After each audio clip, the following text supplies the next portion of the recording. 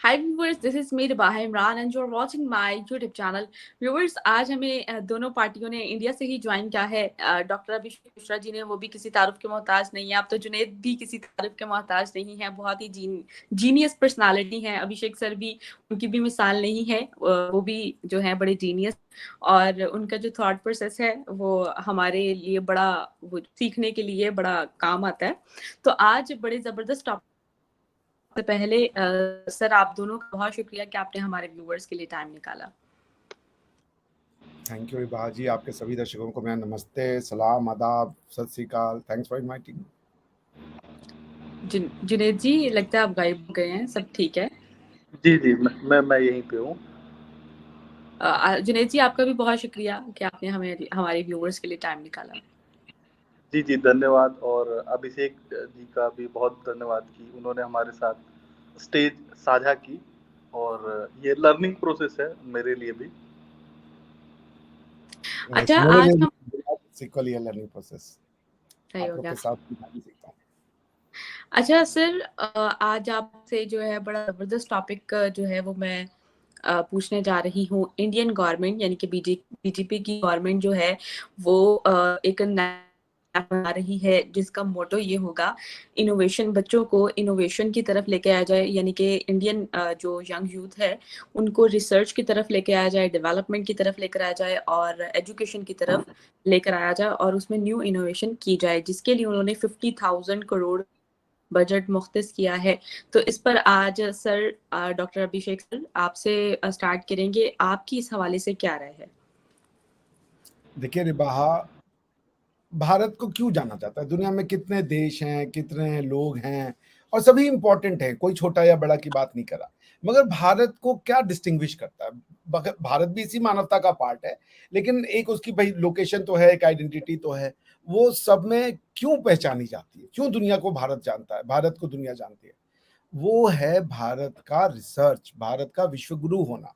भारत सोने की चिड़िया सिर्फ धन के मामले में नहीं था, भारत ज्ञान के मामले में सोने की चिड़िया था। अगर आप देखें हमारे यहाँ पे, जब दुनिया को यार ये नहीं पता था कि अर्थ फ्लैट है या क्या है, वो भी तो इंसान थे ना। देखिए, ये अलग अलग इंसानों की सोचने की प्रथा थी या समझने की क्षमता थी। इसको अगर आप न्यूट्रलिटी से होके देखें कि तीन, हम भी यहाँ तीन इंसान बैठे, हमें से कोई अंतर नहीं, हम सब एक ही है, लेकिन क्षमता दिमाग की देखिए कि अर्थ पे बैठ करके ये देख लेना कि हम बेसिकली एक मूविंग सर्कुलर ऑब्जेक्ट पे बैठे हुए हैं, और फिर इसकी आसपास ग्रह हैं, और ग्रहों का भी सोच लेना कि there is a concept of planet and all that, वो भी एंशिएंट टाइम में। This is a big phenomena. ये कैसे आया? रिसर्च, सोचना, observation, this is all part of research. There are various kind of research. Some research is all about having a question. दुनिया में वह सोसाइटी सबसे ज्यादा तरक्की करती है जिसके पास क्वेश्चंस है। वह सोसाइटी कभी तरक्की नहीं करती जिसके पास आंसर्स हैं। Because if you have answer then you have no questions to explore upon. ठीक है ना? क्वेश्चंस ही, और इसी को साइंटिफिक टेम्परामेंट कहते हैं। एक क्वेश्चन दूसरे क्वेश्चन, एक क्वेश्चन से आंसर आता है, फिर उस आंसर से दूसरा क्वेश्चन, दूसरे से तीसरा। इसको मैं एक एग्जांपल देके आपको समझा देता हूँ, बहुत मुख्तसर।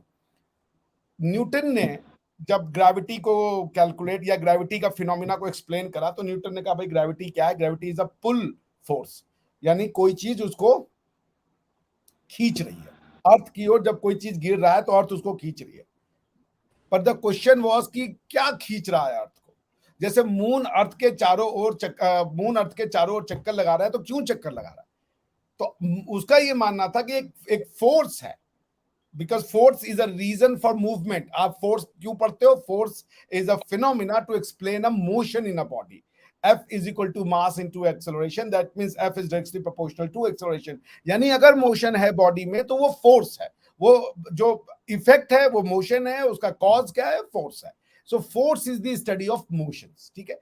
अब न्यूटन ने क्या गेस किया? न्यूटन ने कहा कि भाई यार ऐसा है कि चांद इसलिए कर रहा है क्योंकि अर्थ उसको खींच रही है। But he couldn't explain कि what is that force between that object which is called moon and the object which is called earth। कौन सा force है उनके बीच में? He assumed it and gave it a name called gravity। उसने phenomena तो बताया कि वो ग्रेविटी है, but he couldn't explain it because he didn't have any explanation। Because दुनिया उस समय तक मैग्नेटिक फोर्स जान चुकी थी, इलेक्ट्रिक फोर्स जान चुकी थी, इलेक्ट्रोमैग्नेटिक फोर्स जान चुकी थी, मगर ये ग्रेविटेशनल पुल जो था, उसने कहा कि अर्थ अपनी ओर खींच रहा है, but he couldn't explain why earth is pulling an object towards itself, या अर्थ क्यों सूर्य के चक्कर लगा रही है. There were so many questions he couldn't answer. ठीक है ना, बट उसने ग्रेविटी की मैथमेटिक्स को एग्जैक्टली कैलकुलेट कर लिया. The mathematics of the gravity that was given by Newton was precise. हमारे यहाँ कई लोग कहते हैं कि हमारे भी जो पुराने हमारे ऋषि मुनि थे उन्होंने भी किया था, लेकिन चूंकि हमें तो उन पढ़ाई से महरूम रखा गया, हमें पता भी नहीं है क्या है. फिर भी अगर हम इसको भी मान के चले for the purpose of understanding research, अब 400 साल तक दुनिया ये बात मानती रही कि gravity is basically a pull force, यानी कि अर्थ खींचता है तो वो कोई चीज अर्थ पे गिरती है. But the question is that वो पुल फोर्स है क्या, ये न्यूटन नहीं बता पाया. Cut to 400 years, there is a man who is called Einstein, Albert Einstein. Albert Einstein ने क्या कहा, उसने कहा कि भाई जो न्यूटन ने कहा है कि ये जो ऑब्जेक्ट गिर रहा है क्योंकि अर्थ खींच रही है, और वो क्या खींच रही है वो बता नहीं पा रहा है कि ये खींच कैसे आ रहा है, ये खिंचाव कैसे आ रहा है, क्या वो इलेक्ट्रिक फोर्स है, क्या वो मैग्नेटिक फोर्स है, इलेक्ट्रोमैग्नेटिक है, कुछ और है जो खींच रहा है, आप उसको नहीं बता पा रहे. तो उसने कहा कि बेसिकली जो ऑब्जेक्ट गिर रहा है वो पुल फोर्स नहीं है. अब जब उसने पुल फोर्स को रिजेक्ट कर दिया तो देखिए यही है साइंटिफिक रिसर्च. ही वाज, उसको एक आंसर मिल चुका था कि ग्रेविटी में सेब क्यों गिरता है, क्योंकि अर्थ खींच रहा है. But he was not satisfied. The beauty of the Einstein is not in the answer of that he gave for gravity. The beauty of Einstein that he was not satisfied with the answer given by Newton. उसने कहा कि Newton की definition में deficiency है. फिर उसने ये कहा कि gravity is not a pull factor, gravity is a push factor. यानी चीजें गिरती हैं, क्यों गिरती हैं, क्योंकि कोई उसको नीचे दबा रहा है. दो ही फैक्टर हो सकता है, या तो कोई नीचे खींच रहा हो, उसने कहा ये नहीं है, तो फिर है कि कोई उसको दबा रहा है. क्वेश्चन इज क्या, आपको याद होगा एक बड़ा उसका फेमस इमेजिनेशन वाला उसका जो है थॉट, जिसे एक्सपेरिमेंट कहते हैं, कि एक आदमी अगर एक एलिवेटर में बंद है और एलिवेटर अगर फ्री फॉल में आ जाए तो एलिवेटर में खड़ा हुआ आदमी वेटलेस हो जाता है, उसको अपनी वेट का फीलिंग नहीं आती है. इससे क्यों लेकर के उसने इमेजिन किया कि ये जो पुल फोर्स है, यानी कि जो पुश फोर्स है, ये क्या इसको दबा रहा है. उसको ये बताना था कि what is pressing the object towards the earth. उसका उसने जवाब दिया कि यह है space and time, the fabric of space and time. And space and time is gravity. Gravity is not a force, gravity is merely the fabric of space and time. So objects are rotating and revolving in their orbit. Why? Because they are एक object, भारी object है सन, जिसकी वजह से indent हो गया है उसका क्या नाम है, स्पेस एंड टाइम का कर्वेचर. उस कर्वेचर में एक एलिप्टिकल पाथ में वो ऑब्जेक्ट ऐसे ऐसे ऐसे कर रहा है, बिकॉज की मून सन के वेट से there is a bend in the space and time, and that bend is an extra dimension जो हम नंगी आंखों से नहीं देख पाते. आपको अर्थ में वो डिमेंशन दिखता नहीं है. that dimension is called bend. और उसको उसने ऐसे प्रूव किया था कि लाइट हमेशा स्ट्रेट लाइन में जाती है, और जहां बेंड होगा तो उसको बेंड करना चाहिए लाइट को. उसने वो एक्सपेरिमेंट हुआ और लाइट वाकई में बेंड कर गई.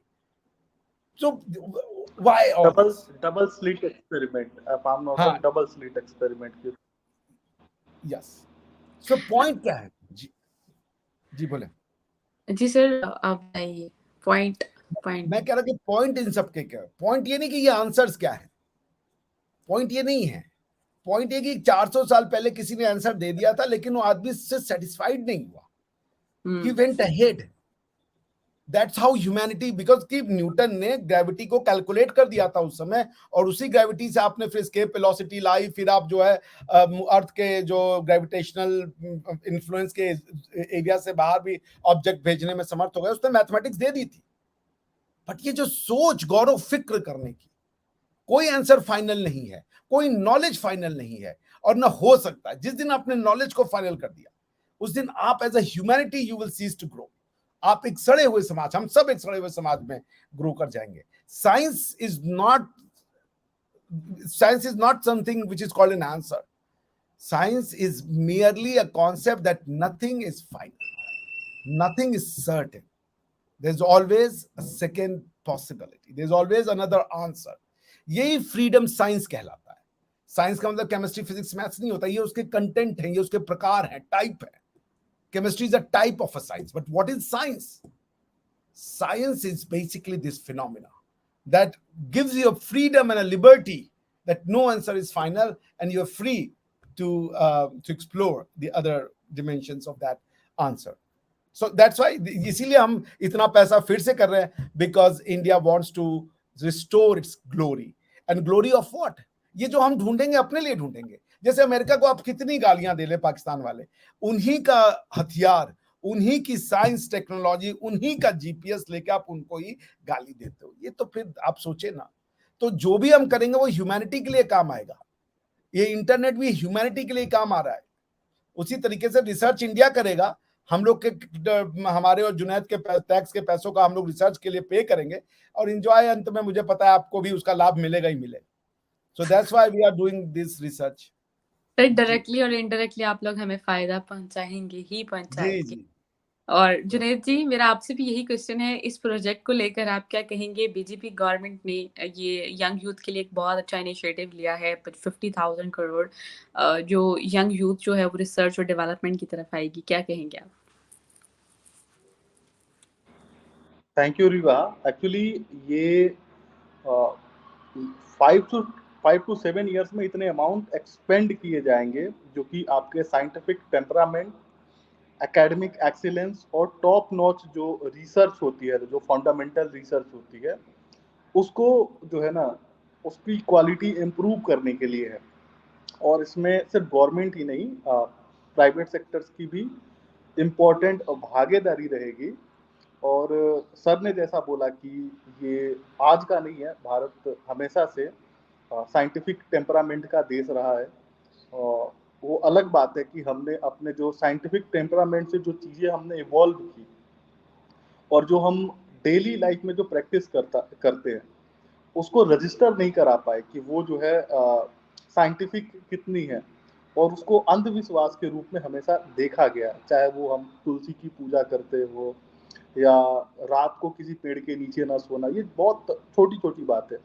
और अगर जैसे सर ने स्पेस की जो बात की, तो आज के टाइम में जो खगोल विज्ञान है, जो जो स्पेस से रिलेटेड जितना भी नॉलेज है, तो मुझे गर्व है कि उसका 60% से भी ज़्यादा हिस्सा जो है ना, वो भारत की देन है और वैदिक काल से देन है।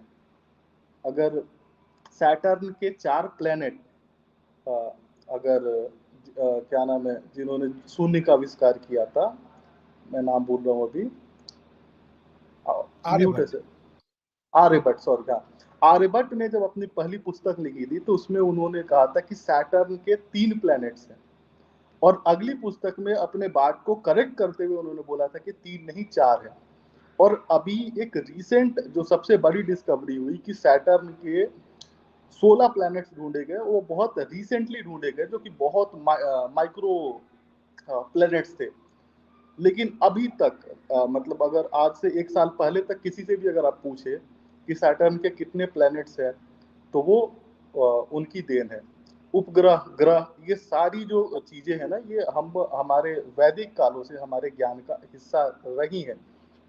फिर हम इतने साइंटिफिक हैं कि हमने दुनिया को सबसे पहले जो शब्द है वो दिए, सबसे पहली भाषा दी हमने, ठीक है, और खान पान दिया हमने, चिकित्सा दी हमने। तो ये भारत की संस्कृति का हिस्सा है कि हम साइंटिफिक टेम्परामेंट को एक्सेप्ट करते हैं, और साइंटिफिक जो एडवांसमेंट है उसकी पराकाष्ठा पे हम पहले भी जा चुके हैं और दोबारा भी जाएंगे। अगर हमारे यहाँ हाई क्वालिटी ऑफ स्टील था, जिसकी निशानी अगर आज आप देखें तो कुतुब मीनार में, जो मेहरौली में जो 9 स्तंभ है, जो आज तक जंग ना लगा, वो आज भी पूरी दुनिया को अचंभित करता है कि कैसे हमने 2000 साल पहले ऐसा स्टील बना दिया जो जंग रोधक है।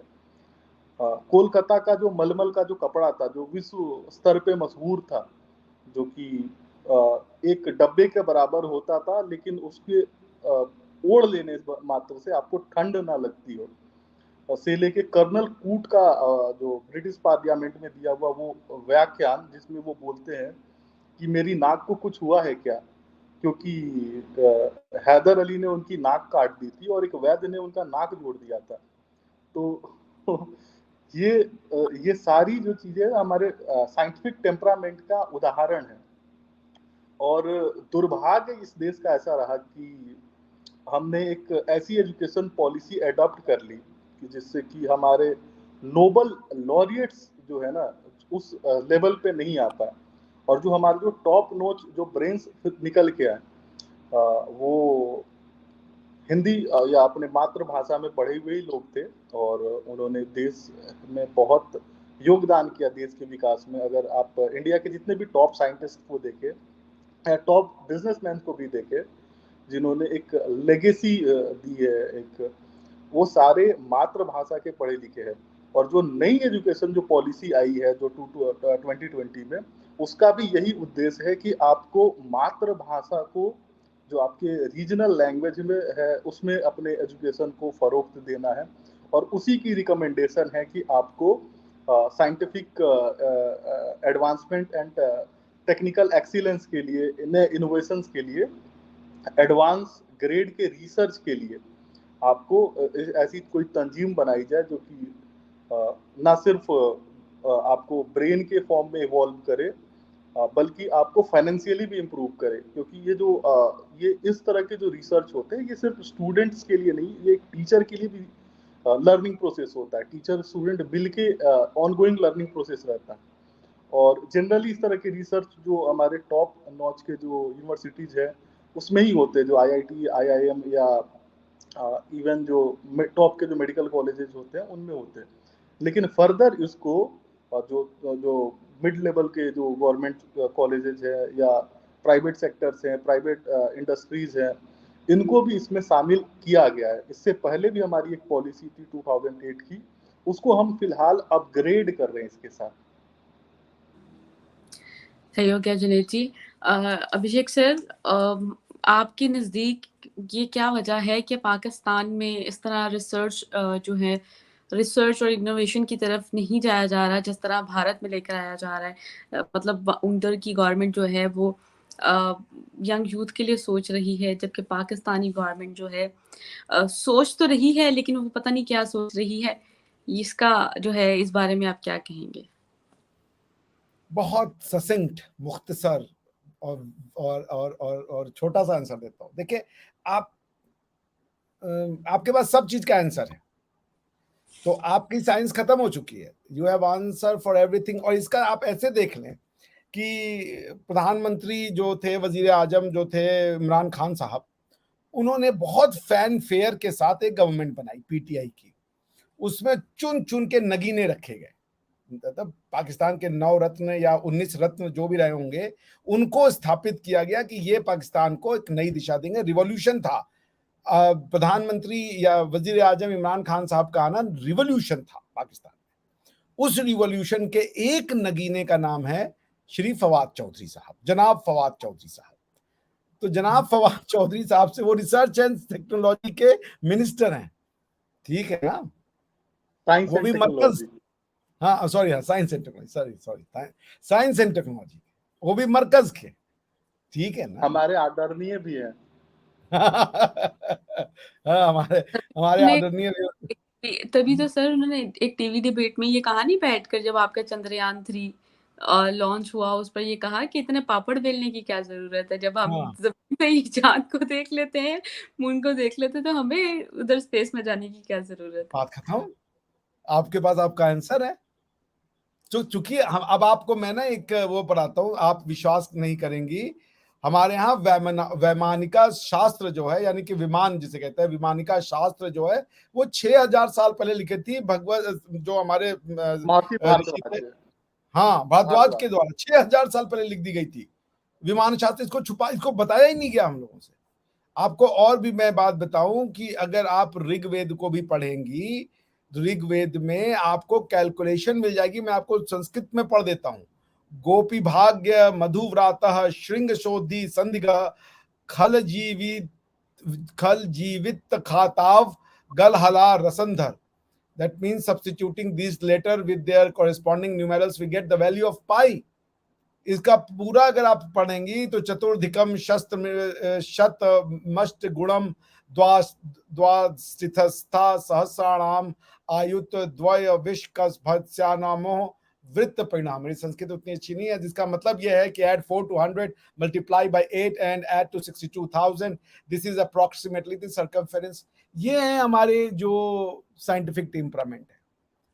ये चूंकि भाषा संस्कृत में थी, सबको इसको रिलीजन से जोड़ दिया, दिक्कत ये हो गई। और चूंकि हमारे यहाँ कभी रिलीजन था भी नहीं, हमको क्या हुआ कि बाहर एक फिलॉसफी आई, उस फिलॉसफी से जब हम अपने को एक्सप्लेन करने लगे तो हमारे पास कोरिस्पॉन्डिंग कॉन्सेप्ट ही नहीं था। जैसे आप रिलीजन जो है वो इंडिया में कभी नहीं एग्जिस्ट किया, because India was always secular. क्योंकि लॉ बनाने के लिए आप देखिए यहाँ पे ऋषि मुनियों ने लॉ बनाए हैं। जैसे मनु स्मृति है, Manu was not a god और something, he was a human being who wrote a law of crime. ठीक है ना। तो हमारे यहाँ कभी ये नहीं था कि law is a ordained concept given by some superlative power और some ट्रांसिएंट पावर। ये नहीं था हमारे यहाँ कभी। तो देखिए, आपके यहाँ पे साइंस एंड टेक्नोलॉजी की जरूरत नहीं है, सब पता है आपको। आपको पता है, मैंने आपको बताया ना, साइंस क्या है। साइंस किसी चीज का नाम नहीं है, खोजने का नाम नहीं है। साइंस भौतिक नहीं है, साइंस गणित नहीं है, साइंस ये इनके प्रकार हैं। साइंस का मतलब है फ्रीडम, ओपन माइंडेडनेस, तहकीक क्रांति जिसको है, कह रहे हैं जी, जिसको बगावत तहकीक है। है। हाँ, रिलीजन से बगावत है, जो रिलीजियस बातें हैं उनसे बगावत है। एक तरीके से अगर आपका रिलीजन आपको उस जगह से जाने से रोक रहा है, क्योंकि अगर आप रिलीजन के उसमें जाएंगे, अगर आप बाइबल को देख लें तो डार्विन का क्या कंट्रीब्यूशन है बाइबल में। तो भाई कोई भी रिलीजियस किताब है, उसकी पहली शुरुआत होती है अब्राहमिक फेथ में जेनेसिस। और वो जेनेसिस किस चीज का है? वो जेनेसिस कॉस्मोलॉजी का है। और अगर आपको कॉस्मोलॉजी का आंसर, जैसे आपको मैं बताऊं कि हमारे यहाँ पे एक जैन गुरु थे, उनका नाम मेरे दिमाग से उतर, अभी मैं बताऊंगा, आप तब तक इनसे प्रश्न पूछ लीजिएगा। तो जी। हमारे हाँ तो जी, हमारे क्या? नहीं आप तब तक उनसे पूछिए, मैं आपको ना एक चीज ढूंढ के पढ़ के सुनाता हूँ, बड़ी मस्त है। तब तक आप जुनैद से प्रश्न पूछ लें। जी, जुनैद जी, आप बताइएगा कि पाकिस्तानी जो है रिसर्च और डेवलपमेंट के बारे में आपकी क्या राय है, आपकी क्या थॉट्स हैं? आपने किया है ना आरडीएक्स में और सुसाइड वेस्ट में बहुत सारे इनोवेशंस किए आप लोगों ने, और कितना इनोवेशन चाहते हैं आप लोग। अभी तो फीमेल सुसाइड बॉम्बर्स भी आपने इनोवेट करा दिए, सर, जो हमारे दो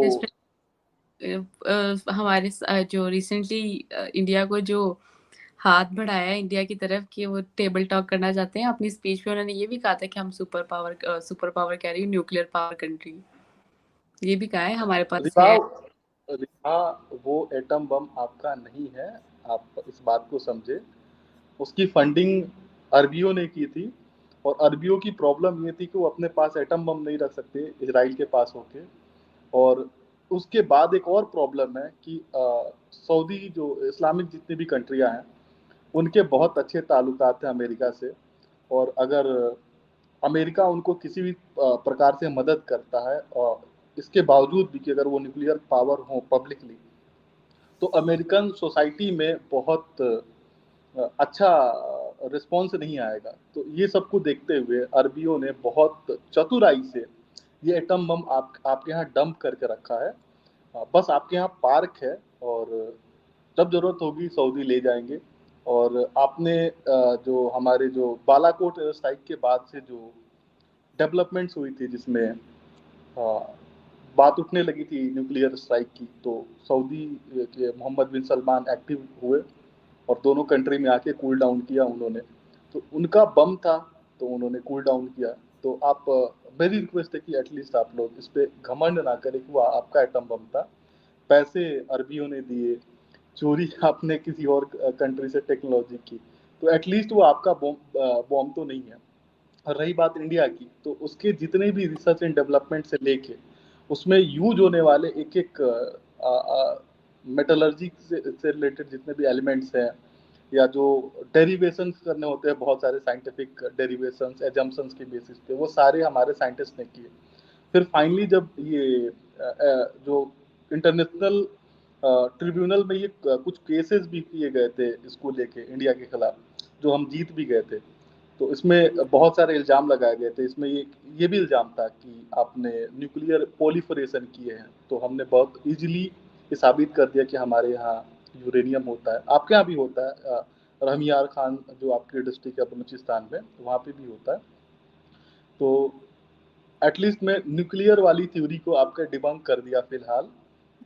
और एक और जो आपने साइंटिफिक रिसर्च की जो बात पूछी, तो मेरा एक कंपैरिजन है रिलीजन और साइंस का, जो कि अल्बर्ट आइंस्टाइन से एक बार शायद पूछा गया था कि अगर एक साइंटिफिक पर्सन से अगर एक सवाल पूछा जाता है, या 100 सवाल पूछे जाते हैं, और एक रिलीजियस सवाल पर्सन से सवाल पूछे जाते हैं, तो दोनों में डिफरेंस क्या होता है? तो अल्बर्ट आइंस्टाइन ने बोला कि अगर साइंटिफिक पर्सन से अगर कोई सवाल पूछा जाता है, 100 सवाल, और उसमें से उसको सिर्फ एक सवाल का जवाब पता है, तो वो एक सवाल का ही जवाब देगा, और लास्ट में ये भी बोलेगा कि इसमें फर्दर रिसर्च एंड डेवलपमेंट की भी गुंजाइश है, और कल को मतलब ये to the best of knowledge as per today science and technology, ये आंसर है। कल को फर्दर इंप्रूवमेंट होता है तो हम चेंज करेंगे। लेकिन अगर ये सवाल किसी रिलीजियस पर्सन से आप पूछे, तो वो 100 के 100 सवालों के जवाब आपको देगा, और कल को फर्दर अगर रिसर्च एंड डेवलपमेंट से कोई नई चीजें सामने आती है, तो वहां पे 2 फिरके बन जाएंगे, और दोनों हमेशा लड़ते रहेंगे। तो ये वजह है आपके यहाँ साइंटिफिक जो टेम्परामेंट है उसका ना बढ़ पाना, और हमारे यहाँ साइंटिफिक टेम्परामेंट का बढ़ पाना। हमारे यहाँ हमेशा से वाद विवाद की परंपरा रही है, जो हमारे यहाँ शास्त्रार्थ की परंपरा रही है, और इसी वजह से जो नई जो चीज़ें आती हैं, जो चेंज को लेके हमेशा किसी भी सोसाइटी में बहुत रेसिस्टेंस होती है। ह्यूमन बॉडी में भी बहुत रेसिस्टेंस होती है, ह्यूमन नेचर होता है चेंज को रेसिस्ट करना।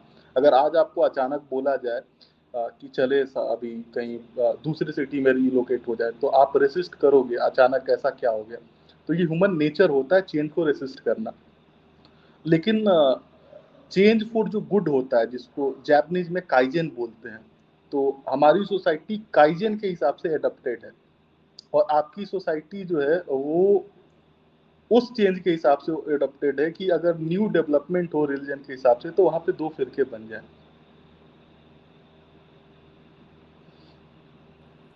सही हो गया।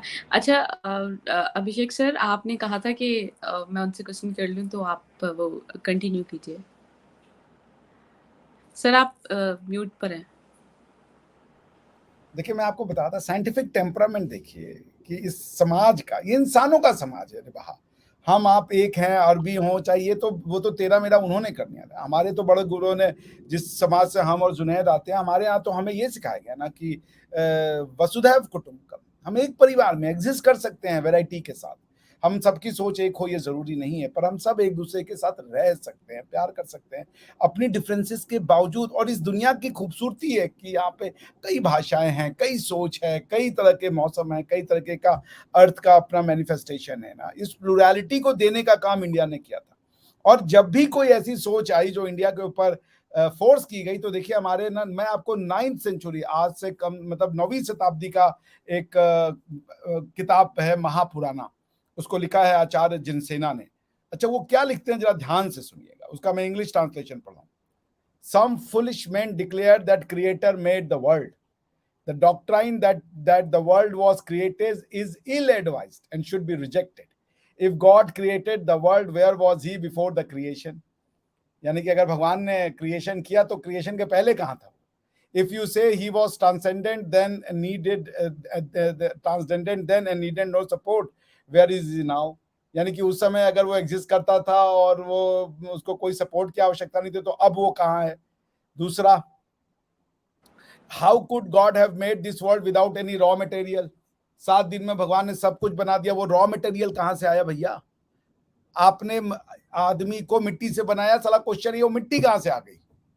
ये मिट्टी कैसे बन गई? कितने दिन लगे उस मिट्टी को बनने में, या मिट्टी यूं बन जाती है? ये पूरी बिग बैंग थ्योरी सिर्फ और सिर्फ ये पता कर रही है कि अगर मान लीजिए, हालांकि बिग बैंग थ्योरी पे भी अब तो क्वेश्चन मार्क लग चुका है, लेकिन अगर बिग बैंग थ्योरी को हम अज्यूम भी कर लें कि ये सही है कि एक एक्सप्लोजन से एटम सब एटॉमिक पार्टिकल्स में टूटे और फिर वहां से जो है कई तरीके के मैटर्स का निर्माण हुआ, तो मेजर क्वेश्चन जो दुनिया आज भी ये कर रही है कि एटम के टूटने के बाद से एटम में मास कहां से आ गया? How did atom gather the mass? समझ रहे हैं आप? It's a very big question. अगर आप हिग्स बोसॉन फील्ड पढ़ें, जिसके लिए कि जेनेवा में पूरी की पूरी वो बिछाई गई है, जुनैद जानते होंगे, अंडरग्राउंड सर्न का जो सब एटॉमिक, क्या कहते हैं उसको, हेल्ड्रॉन कहते हैं, क्या क्या कहते हैं जुनैद उसको, वो गॉड जो, पार्टिकल्स बोल रहे हैं आप ना, हाँ, हिग्स। गॉड पार्टिकल की जो सर्च कर रहे हैं, वो जो उसको नाम हेल्ड्रॉन या कैल्ड्रॉन, वो जो अंडरग्राउंड पाइप बिछाया है कोलाइड उसका, करा रहे हैं, हाँ कोलिजन करा के हाँ, वो एक्सपेरिमेंट कर कोलिजन रहे हैं करा रहे हैं, उस जो। पाइप का नाम कुछ हेल्ड्रॉन ऐसे करके है। बट आप देखें पॉइंट क्या है इसमें, इतने आसान आंसर नहीं है। अगर आपकी दिमागी जहन ऐसा बना दिया जाए कि एक आदमी को एक सेंटेंस बोले और आप हाँ हाँ हाँ बस हो गया, फिर आप रिसर्च नहीं कर सकते, क्योंकि आपके सोचने पे ताला लगा दिया गया है। आप सोचेंगे नहीं तो रिसर्च कैसे करेंगे? रिसर्च का मतलब क्या है? रिसर्च का मतलब आंसर नहीं है अगर आप सोच रही हैं कि आंसर होता है। रिसर्च का मतलब है do you have a question, क्योंकि जब मन में प्रश्न आएंगे तब आप प्रश्न से उत्तर की ओर जाएंगे। और यदि आपका प्रश्न जो है वो इतना ज्यादा वो है, क्या नाम है, इनसिग्निफिकेंट है कि कोई जरा सा आंसर दे और आप सेटिस्फाइड हो जाते हैं। सो देखिए, हमारे यहाँ 9वीं शताब्दी में कोई लिख रहा है ये, और सुन लीजिए वो आगे क्या लिखते हैं। How could God have made this world without any raw material? If you say that he made this first and then the world, you are faced with an inlet regression. अगर आपने कहा कि पहले उसने ये सब मिट्टी उट्टी बना के रखी थी, बाद में वर्ल्ड बनाया, तो फिर वो क्वेश्चन ये है कि भाई फिर ये इस समय कैसे शुरू हुआ? शुरू तो उसी समय हो गया था। अब गॉड ने बना के इसको रखा कहाँ था? ऐसे बहुत से क्वेश्चन आएंगे जिसका कि आप जवाब नहीं दे पाएंगे। You will go into a loop जिसका कि कोई आंसर नहीं मिलेगा। एक लूप के बाद अनदर लूप शुरू हो जाएगा। Then if you declare that this raw material arose naturally, you fall into another fallacy.